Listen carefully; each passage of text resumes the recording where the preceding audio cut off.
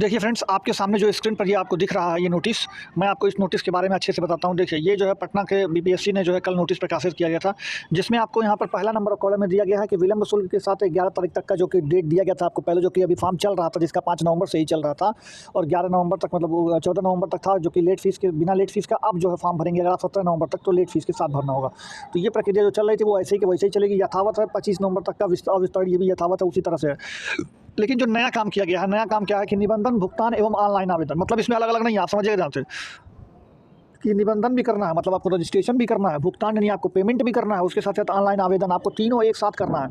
तो ये जो है इसमें अलग अलग था ऊपर वाले में, लेकिन जो अभी आया था 6 से 8 का, 9 से 10 का, 11 से 12 का, जो अभी ऊपर में आया था, तो उसमें जो है आपको अलग अलग करना था। पहले निबंधन करना था, फिर पेमेंट करना था, फिर उसके बाद जब ये आप कर लेंगे तो उसके बाद अलग डेट पर आपको जो है आवेदन करना था। लेकिन इसमें क्या है, जो नया 1 से 5 वर्ग का एप्लीकेशन वो ले रहे हैं, तो इसमें आप रजिस्ट्रेशन करेंगे, उसी दिन आप पेमेंट कर लेंगे, उसी दिन आप फॉर्म भर लेंगे। यानी 16 तारीख से ही जो है, यानी आज के डेट से ही आपका ये फॉर्म चालू हो गया है। आप इसको फॉर्म को भर सकते हैं अच्छे से, और 25 नवंबर तक ही आप इस फॉर्म को भर सकते हैं। यानी आपको सिर्फ और सिर्फ इसमें 9 दिन का समय दिया गया है। तो आप 25 नवंबर तक अपने आप को फॉर्म को अगर फिल कर लेंगे तो 1 से 5 में भी आपको मौका मिल जाएगा। तो 1 से 5 में जो है सीटेट वही फर्स्ट पेपर अलाउड होता है। उसके साथ ही साथ 1 से 5 में आपके लिए बीटीसी का होना जरूरी है, जिसको आप डीएलएड कहते हैं। बीएड वाले 1 से 5 में फॉर्म नहीं भर सकते हैं। इस बार साफ साफ नोटिफिकेशन में लिख रखा है कि बीएड वाले 1 से 5 वाले फॉर्म को नहीं भर सकते हैं, जबकि बीटीसी वाले या डीएलएड वाले ही फॉर्म को एक भरेंगे।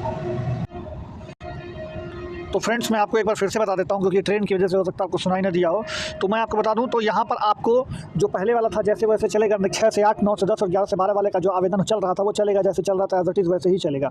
लेकिन जो अभी नया शुरू हुआ है वो 1 से लेकर 5 तक के कक्षा का आवेदन शुरू हुआ है। ये आवेदन 16 से लेकर, यानी आज से लेकर के आपका जो है 25 नवंबर तक आपको चलता रहेगा। इसमें आपको उसी दिन आपको मतलब रजिस्ट्रेशन, पेमेंट और आप आवेदन कर सकते हैं, मतलब तीनों एक ही दिन आप कर सकते हैं, क्योंकि निबंधन, भुगतान और ऑनलाइन आवेदन सब एक ही बार में दे दिया गया है। और 25 नवंबर के बाद आप कोई फॉर्म फिलअप नहीं कर सकते, और ये विस्तारित भी नहीं होगा। यहाँ पे अविस्तारित लिखा हुआ है, यहाँ भी वही लिखा हुआ था अविस्तारित, यानी ये बढ़ेगा डेट नहीं। आप ऐसा मत सोचेगा कि लास्ट डेट एक्सटेंड हो जाएगा, इसलिए आप फॉर्म को पहले ही भर लीजिएगा, वरना लास्ट में साइट चलेगी नहीं। तो ये बात आपको ध्यान समझ में रख लेना। और जो यहाँ पे फॉर्म भरेंगे उनके पास सीटेट फर्स्ट पेपर होना चाहिए, उसके साथ ही साथ आपके पास बीटीसी यानी डीएलएड की डिग्री होनी चाहिए। तो बीटीसी या डीएलएड वाले इस फॉर्म को भरेंगे, बीएड वाले इस फॉर्म को नहीं भर सकते हैं, क्योंकि इस बार साफ साफ नोटिफिकेशन में लिख रखा है कि सुप्रीम कोर्ट के आदेशानुसार हम इस फॉर्म में बीएड को अलाउड नहीं करेंगे। तो आप बीटीसी अगर आपके पास है या डीएलएड है आपके पास, तो 1 से 5 में भर सकते हैं, अन्यथा आप ऊपर वाले में ट्राई करेंगे। तो ये बात है। तो अब मैं आपको ले चलता हूँ, जो डिस्ट्रिक्ट अलॉटमेंट आया है उसको दिखा देता हूँ। देखिए फ्रेंड्स, आपके स्क्रीन पर जो दिख रहा होगा वो एजुकेशन डिपार्टमेंट आपको दिख रहा होगा, एजुकेशन डिपार्टमेंट बिहार। यहाँ पर आप देख सकते हैं, यहाँ पर use list of the school allotment newly requirement teacher 26 advertiser number 26/2023। यानी आप देख सकते हैं यहाँ पर ये नाम दिया हुआ है, रोल नंबर है, कैंडिडेट का नाम है, टीचर आईडी बना दी गई है उनकी, वो है उर्दू सब्जेक्ट्स हैं कि सामान्य सब्जेक्ट्स हैं कि कैसे हैं वो है, स्कूल का नाम कौन सा स्कूल उनको अलॉट किया गया है, उसके साथ ही साथ यहाँ पर डिस्ट्रिक्ट कौन सा है, ब्लॉक कौन सा है, सब कुछ आपको यहाँ पर दे दिया गया। नहीं, ये जो लिस्ट आपके सामने दिख रही है ये स्कूल अलॉटमेंट लिस्ट लेटर का लिस्ट है, और किस डिस्ट्रिक्ट का है, तो ये गया डिस्ट्रिक्ट का है। तो गया डिस्ट्रिक्ट में जितने भी छात्रों का नया शिक्षक में स्कूल का अलॉटमेंट कर दिया गया, वो लिस्ट इनके पास, मैं यहाँ पे आकर के मैं अपने टेलीग्राम में भी दे दूंगा और व्हाट्सएप पे भी दे दूंगा, आप चाहे तो वहाँ से आकर के देख सकते हैं। मुजफ्फरपुर का भी आगे दी जाएगी, तो ऐसा बात है। तो मैंने आपको वीडियो यूट्यूब चैनल पर हार्दिक स्वागत है। आज मैं देखिए आपके लिए बहुत बड़ी खुशखबरी लेकर के आया हूँ। आप सोचेंगे ये खुशखबरी कैसी है, तो मैं आपको एक एक करके सब कुछ बताता हूँ। बहुत कुछ है आज आपको बताने के लिए, और मैं आज आपको सब कुछ दिखाने वाला हूँ। तो चलिए हम वीडियो को शुरुआत करते हैं। आप लोग चैनल पर नए हो तो सब्सक्राइब करके बेल आइकन को दबा दीजिएगा। अब मैं चलिए आपको बारी बारी दिखाता हूँ। देखिए, सबसे पहले आपको ये जानना जरूरी है कि मुख्यमंत्री जी जो है बिहार में ये 22 तारीख को, आज से 4-5 दिन बाद 22 तारीख को जो है 10:30 बजे ये एक मीटिंग करने वाले हैं। पूरे मंत्री परिषद के साथ बैठक होगी सचिवालय में, और इसमें जो है सभी मंत्रीगण होंगे। उसके साथ ही साथ इसमें जो है शिक्षा विभाग के भी हैं और बीपीएससी के चेयरमैन वगैरह भी इसमें बैठक में हिस्सा लेंगे। इसमें बहुत बड़ा फैसला लेने वाले हैं लोग, ये सेकेंड मेरिट लिस्ट पे, उसके साथ ही साथ सीटेट अपेयरिंग पे, उसके साथ ही साथ आपके जो सप्लीमेंट्री रिजल्ट आना है उस पर 1 से 5 की जो नई वैकेंसी जारी की गई उस पर, तो सारी चीज़ों पर वो लोग चर्चा करेंगे और वहाँ से नए डिसीजंस निकलेंगे। तो 22 तारीख का आप लोग मीटिंग में जो हिस्सा होगा उसमें भाग लेना मत भूलिएगा। मतलब एक तरह से जो मीटिंग है उसका सार जरूर जानिएगा। शाम तक उसका डिटेल अपडेट मैं अपने चैनल पर भी डालूंगा, तो आप लोग जुड़ना मत भूलिएगा। तो यहाँ से आपको 22 तारीख को सेकंड मेरिट लिस्ट का एक बहुत बड़ा अपडेट देखने को मिलेगा। उसके बाद मैं आपको बताऊँ तो देखिए, जैसे कि अभी कुछ लोग ट्रेनिंग पर थे शिक्षक में, तो बहुत से लोग अभी ट्रेनिंग पर नहीं थे, क्योंकि उतनी ज़्यादा क्षमता नहीं है ट्रेनिंग कराने की। जैसे एक बार में 20,000, 25,000, 17,000, 18,000 लोगों को ट्रेनिंग करा सकते हैं, लेकिन लाखों लोगों को एक साथ ट्रेनिंग कराना संभव नहीं होता है। तो कुछ लोगों को ट्रेनिंग में लिया गया था, तो कुछ लोगों को भी ट्रेनिंग में नहीं लिया गया था। तो जो जिनको नहीं लिया गया था उनकी ट्रेनिंग अब शुरू हो रही है, ये आप देख सकते हैं यहाँ पर।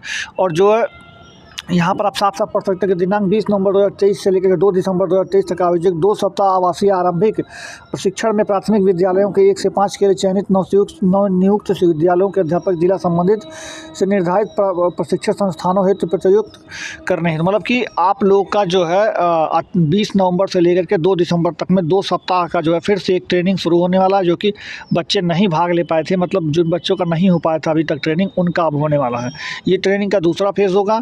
तो ये आप देख सकते हैं पूरा डिटेल इसमें दिया हुआ है और कितने डिस्ट्रिक्ट से यहाँ पर बताया गया कि कितने डिस्ट्रिक्ट में कितना, किस डिस्ट्रिक्ट में कितना छात्रों की ट्रेनिंग होने वाली है।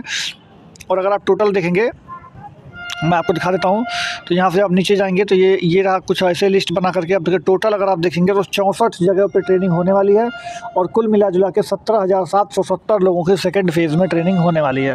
तो ये ट्रेनिंग शुरू हो जाएगी और ट्रेनिंग के जस्ट बाद आपका जो है, जब आपकी ट्रेनिंग ख़त्म हो जाएगी तब आपकी जो है मतलब एक तरह से ज्वाइनिंग करा दी जाएगी विद्यालयों में। तो ये बात तो होगा यहाँ से। अब मैं आपको बताता हूँ कि सीटें कितनी ज़्यादा छूट रही हैं, कितनी ज़्यादा बढ़ रही हैं, कितनी ज़्यादा घट रही हैं। मैं आपको सब कुछ डिस्कस करूँगा, तो आप लोग चैनल पर बने रहिएगा। अभी मैं आपको ले चलता हूँ जो नया वैकेंसी आया हुआ है, उसके बाद मैं आपको सीटों पर विवरण दूंगा। उससे पहले मैं आपको जो नया वैकेंसी आया है 1 से 5 में, मैं उसकी डिटेलिंग आपको दे देता हूँ। देखिए कि जो शिवहर है, भोज और शेखपुरा, वैशाली है, 3 डिस्ट्रिक्ट का मैंने निकाला है खोज के। हालांकि और भी डिस्ट्रिक्ट का आ रहा है और धीरे-धीरे 38 ज़िलों का आ जाएगा।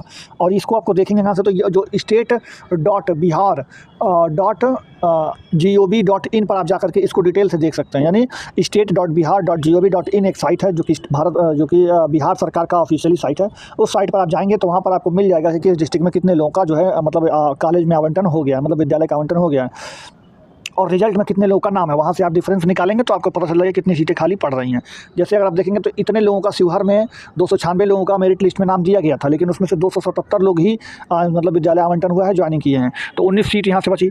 वैसे 1175 सीटों का जो है शेखपुरा में मतलब रिजल्ट दिया गया था, बट 1074 लोग ही यहाँ पर जाकर के फाइनल सिलेक्शन में विद्यालय का आवंटन ले पाए, नहीं 101 सीट वहाँ पर भी बचा। उसी तरह से वैशाली में जो है 804 सीट है, तो 804 सीट में से 779 सीटों पर जो है फाइनल विद्यालय का आवंटन हुआ है, तो 25 सीट यहाँ से भी खाली हुआ है। इसी तरह से अनुमानता मतलब बिहार के 38 जिलों में सीटें वैकेंट रहेंगी, जो कि इस तरह से रहेंगे। उसके पहले जो है ये तो विद्यालय आवंटन में नहीं आ रहे हैं, इतने तो विद्यालय के आवंटन में नहीं गए हैं, मतलब विद्यालय आवंटन के लिए नहीं गए इतने लोग। इसके पहले डीवी में कितने छठे, उसके पहले बहुत सारे लोग तो ऐसे छोड़ दिए कि मैं इसमें नहीं करूँगा, मैं उसमें करूँगा। जैसे मान लीजिए किसी का 11th-12th में हुआ होगा, 9th-10th में हुआ होगा, तो प्राइमरी में क्यों आएगा। तो उसी तरह से जिसका 9th-10th में हो जाएगा, जिसका 11th-12th हो जाएगा, वो 9th-10th वाला क्यों लेगा। तो जबकि रिजल्ट तो तीनों जगह है उसका, तो इसलिए वो तो एक ही जगह जाएगा जो अच्छा होगा, फिर अपने आप सीट तो खाली होगी ही होगी। तो इस तरह से अगर आप देखा जाए तो करीब 25 सीट तो ऐसे ही निकल जाएगा। अब 25-30 हज़ार सीट पर कट ऑफ क्या होगी, मैं चलिए उस पर चर्चा कर देता हूँ। कितनी सीटें वैकेंट हो रही हैं तो इसकी कट ऑफ की क्या संभावना बनेगी। देखिए फ्रेंड्स, आपके स्क्रीन पर ये प्रीवियस कट ऑफ है, ये आपको मैं दिखा दे रहा हूँ नीचे भी। ये देखिए, ये रहा अपना 1 to 5 का प्रीवियस कट ऑफ, मतलब जो अभी दिया गया था। फिर उसके बाद ये 9-10 का ये कट ऑफ रहा, फिर ये 11-12 का कट ऑफ है। तो ये तीनों कट ऑफ आपके सामने रखा हुआ है। 11-12 में 30 विषय हैं, 30 विषय का अलग अलग कट ऑफ दिया गया यहाँ पर। उसी तरह से 9 और 10 में जो है तकरीबन 10 विषय हैं, 10 विषय में 10 सेक्शन में अलग अलग कट ऑफ दिया गया है। और वहीं अगर आप बात करें तो 1 से 5 वाले में सिर्फ 3 सेक्शन था, जो कि जनरल, बांग्ला और उर्दू करके था। तो ये 3 सेक्शन में यहाँ पर दिया गया है। तो सबसे पहले हम प्राइमरी लेवल का यानी 1 to 5 लेवल का बात कर लेते हैं कि इसमें कट ऑफ कितनी जाने हैं। देखिए, सबसे पहले बात हम जनरल का बात करेंगे, उसी के हिसाब से आप कैटेगरी को समझ लीजिएगा। जैसे मान लीजिए जनरल का पहले कट ऑफ कितना गया था, तो 67 नंबर गया था। 67 नंबर 1986 डेट ऑफ बर्थ का है। तो देखिए, ये तो 1986 वाला है ना, तो सबसे पहले प्रायोरिटी जितने भी मतलब ज़्यादा एज के होते हैं उनको दिया जाता है। जैसे 1986 है, फिर 87 वाले का नंबर आएगा, फिर 88 वाले का नंबर आएगा, फिर 89 वाले का आएगा, फिर 90 वाले का आएगा। इसी तरह करते करते करते करते सन 2000 वाले का नंबर आएगा सबसे बाद में। तो 67 नंबर पाने वाले व्यक्ति जितने पहले मान लीजिए 89, पहले मान लीजिए 85 वाले रहे होंगे, 84 वाले रहे होंगे, फिर 86 वाले पे कट ऑफ बना, 87, 88, 89, 90, 91, 92 इस तरह करते करते जब सन 2000 तक, या फिर जो उसके बाद भी जो भी एलिजिबल होगा, लास्ट कैंडिडेट जो भी डेट ऑफ बर्थ होगा 67 में, उसको दिया जाएगा। फिर कट ऑफ 1 नंबर डाउन करके अब 66 बनाया जाएगा। 66 में जो सबसे ज़्यादा एजेड होगा, यानी सबसे ज़्यादा जो उम्रदाराज होगा, जैसे जिसका डेट ऑफ बर्थ 1980 होगा, 1975 होगा, पहले उसको नंबर मिलेगा। फिर उसके बाद आगे बढ़ते बढ़ते बढ़ते बढ़ते फिर आपका नए लड़के को नंबर मिलेगा।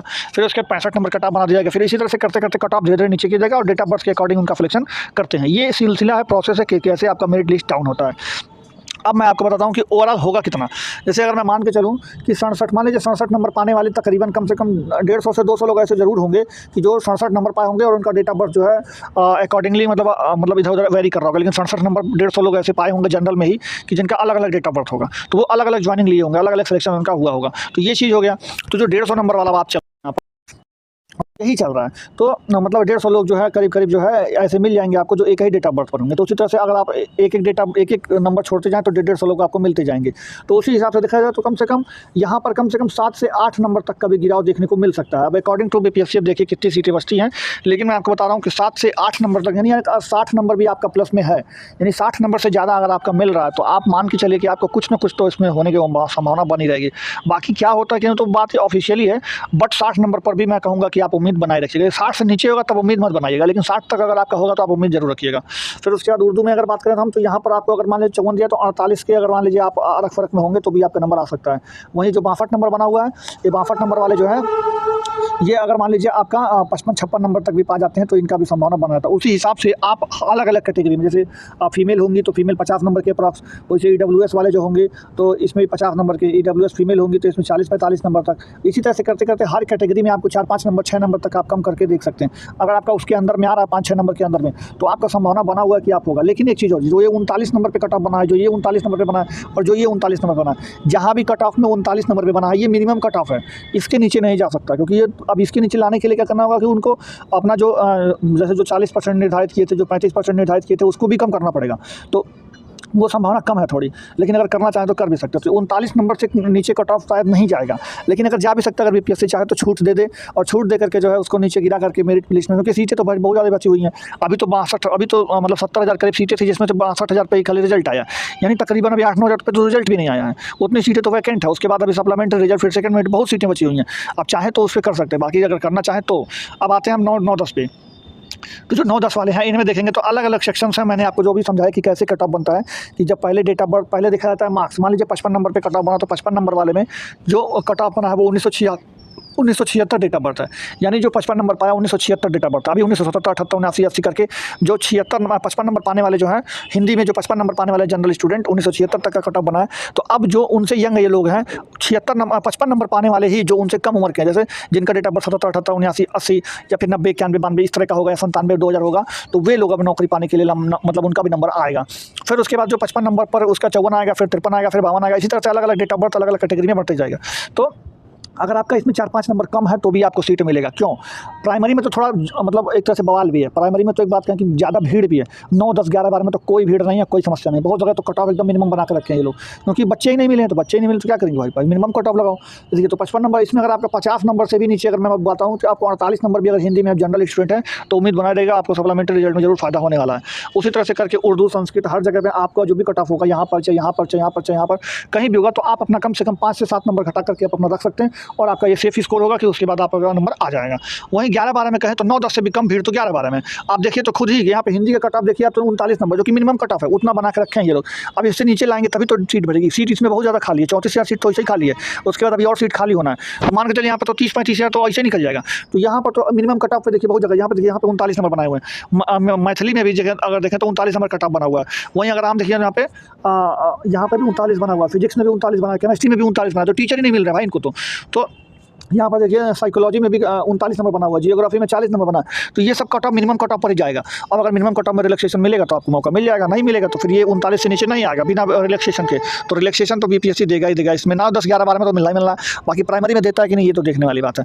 तो चलिए अब ये जो है मैंने आपको कट ऑफ बता दिया कि अगर आपका जो कट ऑफ बना है उससे अगर 5-7 नंबर कम है तो आप अपना उम्मीद बनाई रखिएगा। उससे ज़्यादा कम है तो मत उम्मीद रखिएगा, लेकिन अगर 5-7 नंबर तक कम है तो आप उम्मीद रख सकते हैं सप्लीमेंट्री रिजल्ट में आपका आने का चांस बना रहेगा। तो ये रही बात पूरी, मैंने आपको समझा दी। बाकी आप लोग वीडियो आगे कंटिन्यू कर सकते हैं और वीडियो को लाइक करेगा, चैनल को सब्सक्राइब करेगा, क्योंकि बहुत मेहनत लगता है इस सब चीज़ों को सोचने में, बनाने में और करने में। और मैं आपको पल-पल का अपडेट देता रहूँगा। तो जो पद खाली है उसके लिए सेकंड लिस्ट लाने सेकंड लिस्ट आएगी। कैसे फॉलो करना है और आपको कैसे ऐप डाउनलोड करना है, उसमें खाता बनाना है, अकाउंट बनाना है, अकाउंट बनने के बाद मैं ऑप्शन बता करते हैं आपको अर्निंग का आपको दिखाऊंगा। चलिए वीडियो शुरू करता हूं। मैंने अपने डिस्क्रिप्शन में आपको लिंक दिया है, देखिए ये डिस्क्रिप्शन में लिंक दिया है, आप उस पर क्लिक करेंगे तो इस तरह से आप डाउनलोड हो जाएगा। डाउनलोड में आपको इस तरीके से नीचे जो है साइन अप वाला अकाउंट है उसमें आप क्लिक करेंगे, अपना मोबाइल नंबर डालिएगा, यहाँ पर रेफर कोड आपको इसमें पड़ेगा जरूर डालिएगा, क्योंकि ये रेफर कोड इस्तेमाल करेंगे तभी आपका कूपन होगा एक्टिव। फिर उसका एग्जाम करने के बाद आगे बढ़ाइएगा, फिर यहाँ पर मोबाइल नंबर वेरीफाई करेगा प्रोजेक्ट में, वेरीफाई करने के बाद आगे बढ़ाइएगा, यहाँ पर डिटेल अपना नाम लिखिएगा और आप जो रेफर कोड में आगे वाला है जो आपको इसमें पड़ेगा करके आगे बढ़ाइएगा। फिर आपको अपना जीमेल आईडी कोई चुन लीजिएगा ड्रॉप करिए, फिर यहाँ से करके आगे बढ़ाइएगा, यहाँ पर क्लिक करके लीजिएगा, फिर आगे बढ़ाइएगा, फिर आपको अपना पैन कार्ड नंबर लिखना है, फिर उसके बाद नाम लिखना है, फिर आपको सबमिट करना है। आपका नाम आ रहा होगा, आपको डिटेल सही होगा तो आप सबमिट करके आगे बढ़ाइएगा। तो आप जो है जब इसे सबमिट करके आगे बढ़ेंगे तो आपको इस तरीके से खुलेगा, आप यहाँ पर क्लिक करके आगे बढ़ाइएगा। फिर यहाँ पर आधार कार्ड नंबर डालना है आपको, आधार कार्ड नंबर डालना है आपको, उसके बाद आपको यहाँ पर जो है आगे बढ़ना है। फिर आपके आधार कार्ड नंबर पर जो है रजिस्टर मोबाइल नंबर पर ओटीपी जाएगा, उस ओटीपी को यहाँ पर फिल कर लेना है। जैसे ओटीपी आ गया और इस ओटीपी को फिल कर दिया। वेरीफाई करने के बाद आपको यहाँ पर डिजिट आप जो है यहाँ पर डिजिट का पासवर्ड कर लेना, डाल देना और नहीं पता तो पासवर्ड कर लेना। फिर यहाँ से आपको लॉग करके आगे बढ़ जाना। फिर यहाँ पर डिजिट का आएगा, फिर आपको अप्रूव हो गया। फिर यहाँ पे अपना अकाउंट बैंक अकाउंट आपको लिंक करना पड़ता है। तो यहाँ पे पैसा नहीं पहले आपको लिंक करना है, बाद में कोई अनइंस्टॉल कर देगा पूरे आपका मान लीजिएगा अपना। फिर यहाँ पे अपना बैंक चुन करके आपको आगे बढ़ जाना है, कौन सा बैंक खाता है। फिर यहाँ पे अपना अकाउंट नंबर डाल दीजिएगा और अपना कोड डाल के लिंक बैंक अकाउंट करके आगे बढ़ जाएगा। फिर वहाँ से आपको अपनी सेल्फी आपको अपना एक फोटो खींचना है सेल्फी तरीके से। फिर आप सेल्फी क्लिक करके आपको स्क्रीन करके यहाँ पे स्क्रीन करके जैसे आइसक्रीम पर यहाँ पे लीजिएगा तो स्क्रीन पर यहाँ करके आप इस तरह से अपलोड कर सकते हैं और स्क्रीन पर लिख सकते हैं। तो जब आपने जहाँ पे सेंटर वहाँ पे जाके अपना अपलोड कर दीजिएगा, अपना फोटो करके आगे बढ़ जाएगा। फिर उसके बाद यहाँ पर आपको जो है इस तरह से आपको कुछ एनुअल इनकम बताना होगा, आपका जीरो का जीरो बता दीजिएगा। फिर यहाँ से आपका जो भी आप करते हो सेकंड लाइन हो स्टूडेंट हो स्टूडेंट लिखिएगा, जो भी आप बोलिएगा उसको आगे से नेक्स्ट कर दीजिएगा। फिर नेक्स्ट करने के बाद आप जो है आगे बढ़ जाएगा। फिर यहाँ पे मेल चुन लीजिएगा, यहाँ पे अंडर मेल जो मिलेगा, यहाँ पे मंथली आप चाहिए क्वार्टरली चाहिए चुनिए। फिर आपका अकाउंट कुछ तरीके से अपना लिखिएगा आइकन फॉर्म वो प्रत्येक आइकन फॉर्म पे यहाँ आधार नंबर लिख के वेरीफाई करना होगा। आधार कार्ड फिर से ओटीपी आएगा, ओटीपी आने के बाद आपका अकाउंट खुल जाएगा। फिर इसके बाद आप इस तरह से अपना और अंदर